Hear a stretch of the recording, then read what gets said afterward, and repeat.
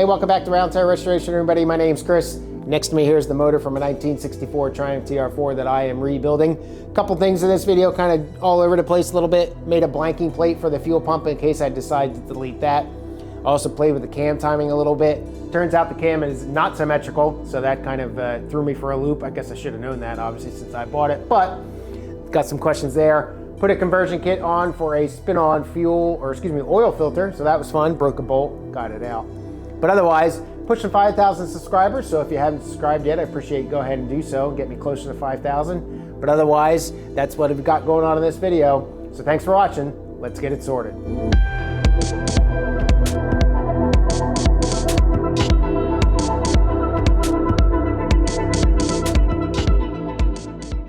As part of the rebuild, I may or may not switch over to an electric fuel pump.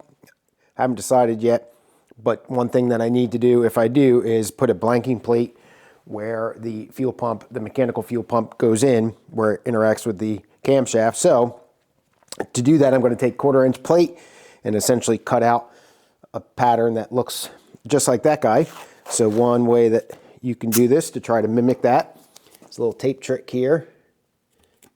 Get this surface nice and clean, all the oil and grease and stuff off it so the tape sticks. Put a couple layers on it so it's nice and thick. Then take a hammer. You hammer around the edge, the outside of it, so that it essentially cuts the tape.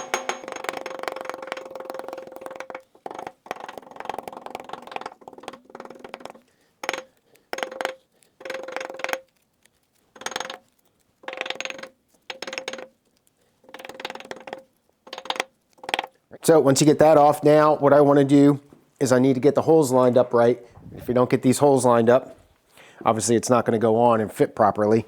So I'm going to go ahead, use the studs that are normally in here, but just use these bolts here to get the holes exactly where they should go. All right, so now I know where my holes will fit so that when I go to drill those and punch them, I will do that properly. So now we'll go ahead and transfer this tape over to the sheet, the plate, and cut the thing out. I'm not going to bore you with that. It'll be loud and nasty and noisy and everything. I'll come back when I have it cut out. Got the rough outline of it done and got the holes drilled in it, and it lines up well. So now I'll go ahead and finish up, and I'm just going to take a grinding wheel, 4.5-inch angle grinder there, and just grind the plate to kind of match up with the blue tape, and then I'll bring it back and do final fit up and be all set. All right, so that's about it. Not a whole lot to it. The fits nice and flush, mimics the shape by using that tape trick, and now all I really need to do is get it painted. Now there is a gasket that goes behind this, so that's, you know, that's fine. I'm just going to use the fuel pump gasket. So if I do decide to go to an electric fuel pump, as soon as I get this thing painted, I'll be ready to go. All right, there's the finished product, all nice and pretty, painted up. So obviously we'll let that dry, put it on there just for safekeeping if nothing else, and eventually we'll make the decision on whether or not we're gonna switch over to electric or stay with the mechanical one. So I was mentioning I have to get new push rods, so I got those push rods for Moss Motors, but we've got to pull this rocker shaft assembly off. I also ordered the flat washers that go underneath the pedestal bolts, but they sent me the wrong ones, so hopefully I'll get some new ones here in a couple days. But just gonna pull this off, swap the push rods out, put the pedestal or the rocker assembly back in. Nothing much to this here, just 9/16 bolts. And you are under spring tension here, obviously, because you've got the valves connected. So when you do this, you do kind of want to, I'll go a little bit and then jump around a little bit to try to relieve it evenly.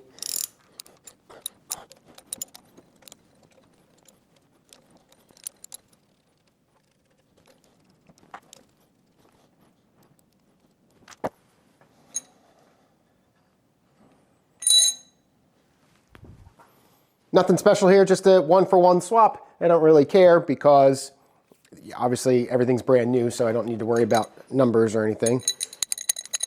So I'll just put these old ones aside. They look like they're in halfway decent shape. Just a little bit of assembly lube on the ends of each one of these.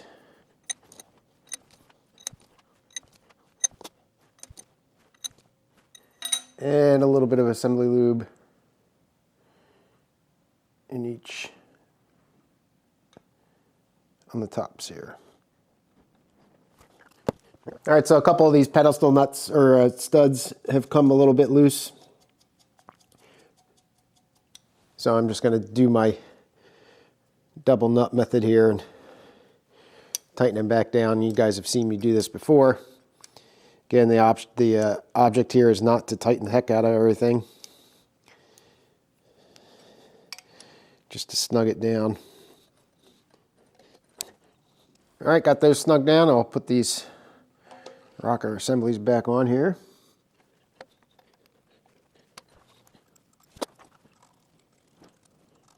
And snug it back down.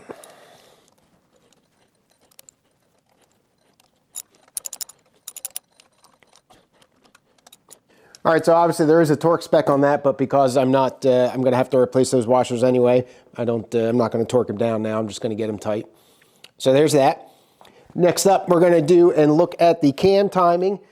Now, I had mentioned before that I was going to check it using the workshop manual, and I can't do that because, welcome to your engine, the cam is a symmetrical cam. So the lift and duration and all that kind of stuff is different for the exhaust and for the intake. So you can't do an equal lift, essentially find the rocking point of the lobes, which is what the workshop manual has you do. So I've got a nicer, well, I don't know about nicer, but a bigger degree wheel, and it's got the actual intake and exhaust open and closing stuff on it. So I'm going to kind of eyeball that and see if I'm kind of close off a top dead center, off a #1 piston, and see if I think I put this cam in right. I don't think it's going to be incredibly accurate. This is going to kind of be a go, no go here. I still think that I did it right when I did it the first time, but unfortunately there's no real way to check it that I would be able to figure out anyway, because the cam is not symmetrical. So we'll get that set up here real quick and I'll show you how that looks. All right, so I changed the orientation of the camera here just so you could try to see everything. I'm not sure what you're going to be able to see, if you can actually read the dial indicator or not. But I've got it on the exhaust valve, and it's about 5/10 thousandths or so 0. So according to my handy dandy degree wheel here, which is custom made, the exhaust valve opens 62 degrees before bottom dead center. And it looks like it closes at 28 degrees after top dead center. Now, all these values came from the spec sheet of the camshaft. So let's roll her around here and see. It looks like the intake is moving right now, so I don't expect any action on the exhaust. All right, I've got a long way to go yet. All right, so we're coming up on the exhaust starting to open. All right, and we're past it, unfortunately. 62 degrees before bottom dead center, and we looks like we're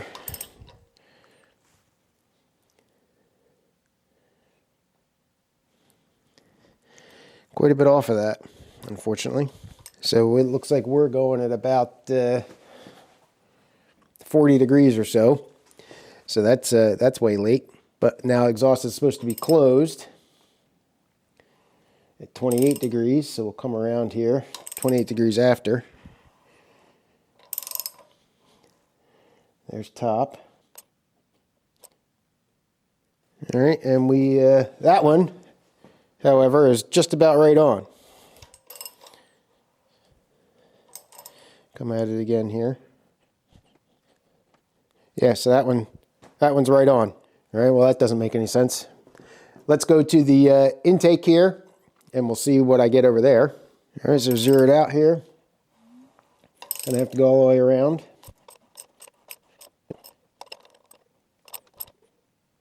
All right, right there. Intake opens at 22 degrees before top dead center, and it looks like I'm at about 10. Let's see where it closes. All right, and intake closes at 70, and that's where I'm at. So that's interesting. I will not pretend to know what's going on, but it seems like everything closes at the right time, but they don't open at the right time. So either I don't know what I'm doing in setting up this degree wheel and I set it up wrong, or something. So my goal here was to get the timing chain cover kind of on with the gasket and all that, but I'm not going to do that. I'm not confident that I know enough yet. I think it's right, just based on how I did it, and I wouldn't expect it to be that far off, but I want to pull the string on this a little bit more before I go committing and putting that gasket seal on, just to save the pain of having to pull it back off. So if you guys have any idea, if you've set up one of these non-symmetrical or asymmetrical cams before, this is a Newman cam that I picked up from British Parts Northwest. It's their BP270. Piper cam, it looks like, also makes a similar grind to this. But if you guys have done this before and you know what's going on here maybe and can explain it, that'd be great. But otherwise, I'm going to kind of let sleeping dogs lie for now and do some more research. So on to something else.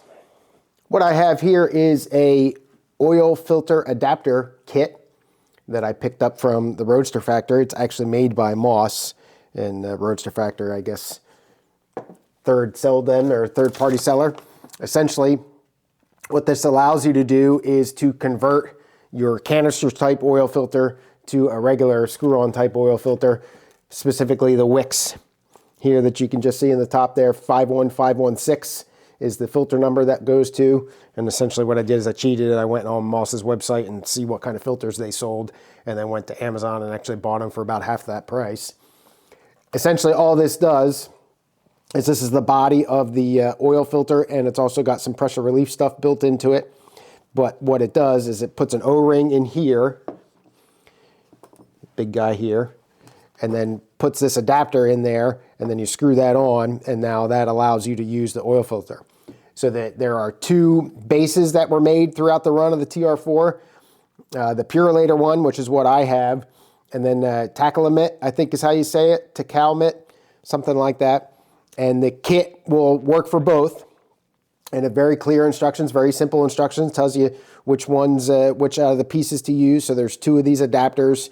One with the thicker thread is the one that we're going to use. And these O-rings here, there's one that's a thicker O-ring, and the thicker one is what we're going to use. So essentially all we're going to do is take this O-ring and you're sticking inside of this groove that's in here. So I'm going to put some oil in there. And let that run around a little bit. All right, so that guy's in there. Then you have another regular circular O-ring, and that's going to fit in the body of the recess right in here. So again, we'll get some oil here and lubricate this guy up. Use the leftover that I got here from the body. And that just fits in there like that. And then I'm going to take this, and that's going to fit in just like that. See that? It seals it right up. Then you take this fitting, and we're going to screw that down. Now it also says to use some Loctite glue here, so let me get this thing situated so it doesn't fall around on me. All right, it's got some Loctite glue. And screw that down. Now we're going to tighten it here.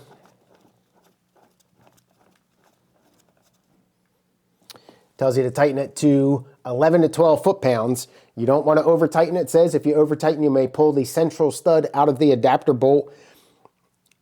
The other concern is the body of this thing is aluminum, right? So you can't go too much because you could potentially strip that out. So I'm going to go ahead now and grab a torque wrench real quick and torque that down to 11 to 12 foot-pounds. All right, so I got the torque wrench. And I'm not quite strong enough to hold it in my hand, so I'm going to go run it over to the vise real quick. But that'll be, torque that down real quick, and that'll be about it. All right, so there you go. So now you can take your regular old oil filter, get that properly lubricated,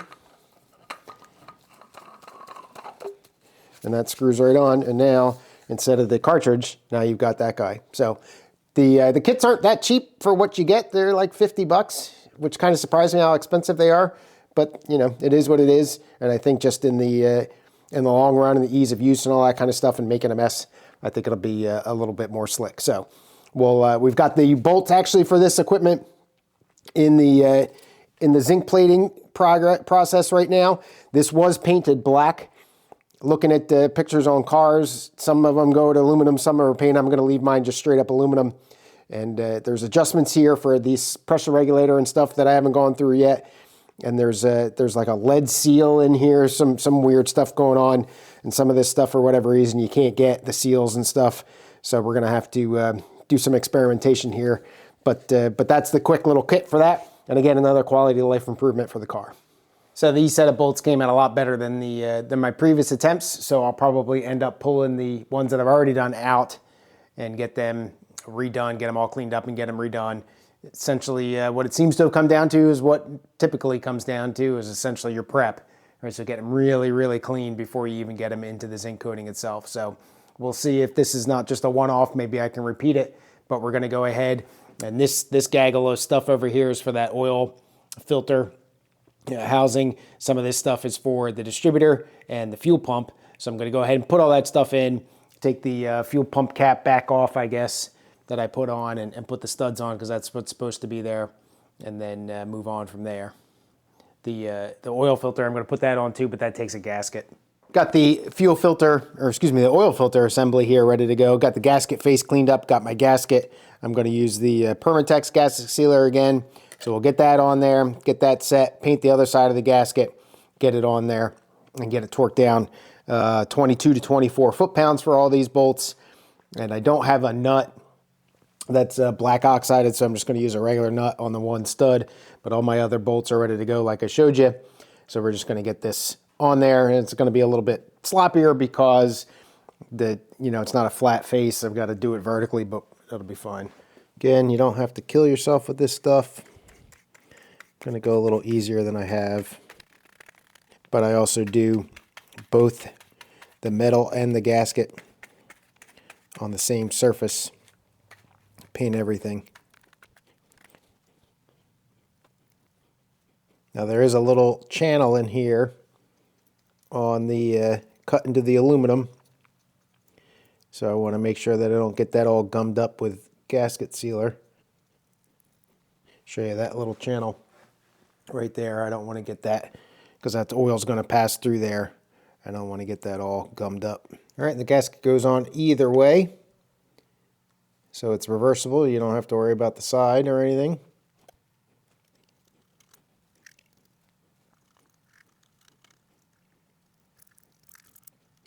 All right, I'll get the block painted. I'll be ready to put this thing on. All right, just be careful that you don't lose control of your gasket there. Should be sticky enough that you really don't need to worry about it too much. Do have different sized bolts here. The top one, you can see how this sticks out a lot farther, so that's your 4-inch bolt. And then the bottom one is your 3-inch bolt. Get the wrench. This will be the first time putting a wrench on these black oxide, see how that holds up.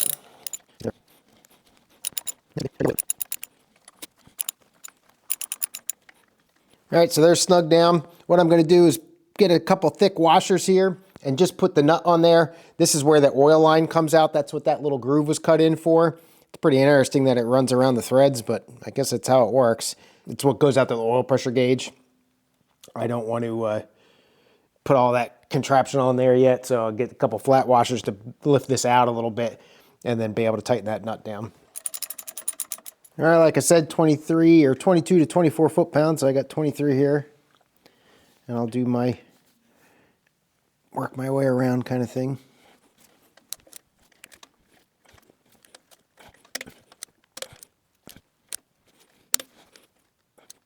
That one's making me a little nervous. Not really tightening up. Pull that back out, make sure I don't have a problem here. Essentially looking at the threads and make sure I'm not starting to wick down the thing, and I don't think that's it. I think I'm just cutting into this aluminum here with the lock washer, and I don't want to do that. Different lock washer here.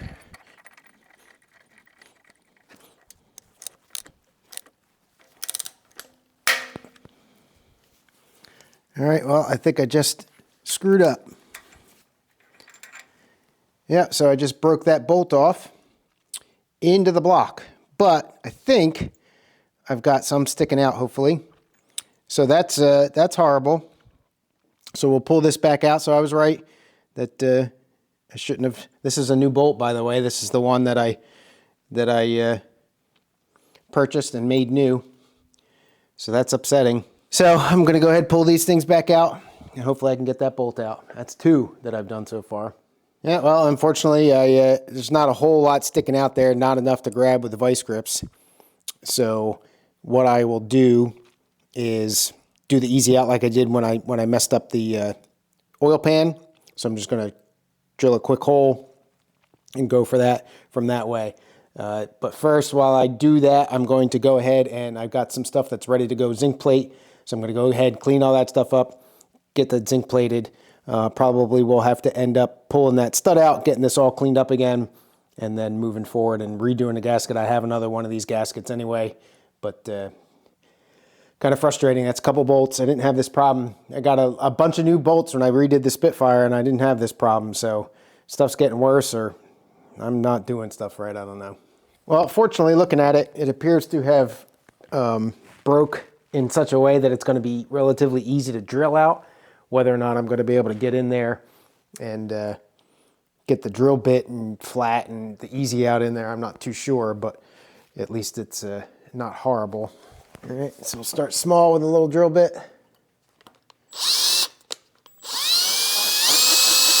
All right, start with a small easy out here. Maybe we'll get lucky. Tap that in a little bit.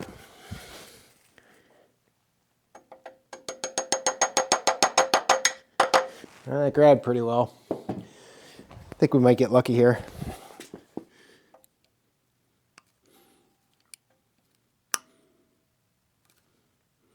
Yep, got lucky. All right, so that's how deep the bolt is. Now, curious if I bottomed out or if I had more room, because if I bottomed out, obviously that would snap the bolt. All right, so that's what I think I did. I think I bottomed that bolt out. So that's, yep, I sure did. So looking at the comparison there, I definitely bottomed that bolt out. So that's, no, but that shouldn't matter. Comparing that bolt, I bottomed the bolt out, but comparing it to the other one, I mean, it really didn't go any deeper, less deep, whatever. Shouldn't matter. Should be able to get away with that. Anyway, I still got some sticky on here, so I'm going to go ahead and put this guy back on, sans that, that guy. Try to put it on the right way. And those lock washers definitely are cutting into this aluminum, which I'm not a fan of. All right, so let me go dig through my stuff here, see if I've got another 3-inch-ish bolt. And then get that guy in there. Now, what I'm gonna do is, even though it doesn't call for it, I'm gonna put flat washers under these guys so that I stop digging in to the aluminum here. I don't know if I'm gonna save it or keep it that way or what, but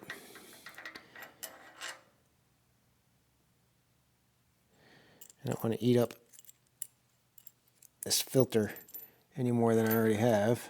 So obviously I've taken these bolts in and out more times than I had intended to, and the block oxide is holding up pretty well. So that's a good sign that the way I did it and the way that it was done earlier were not great. All right, so I got that ready to go now. I'll go ahead and torque it down. Again, 23 foot-pounds. With these flat washers here, it should be a little nicer. This one breaks again. I don't know what the heck I'm going to do.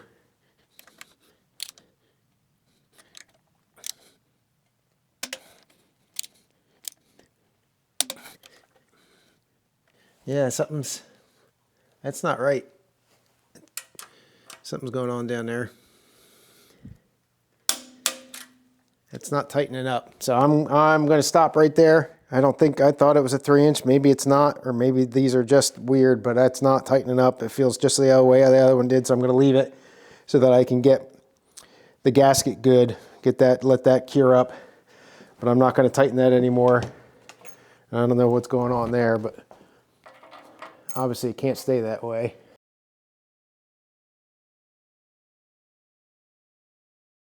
So that big thing's the pressure relieving valve, or the pressure adjustment valve. Can't really adjust that until the motor's running. You can see, I think I got these oil gallery plugs out, and that's what I'm zinc plating again because they were yucky ugly. So that's where I'm going to leave it. So bunch of stuff done in the video, obviously kind of all over the place. Obviously got some problems here with this bottom bolt. Got to come through that, and in any case, get it zinc plated and black chromated. But the lessons learned on the camshaft and all that kind of good stuff. But as always, I thank you guys. Thanks for watching, liking, subscribing, and all your comments and all your help. If you have any ideas about this bolt, I'm all ears. And otherwise, that's all I got. Have a good rest of your day. Cheers.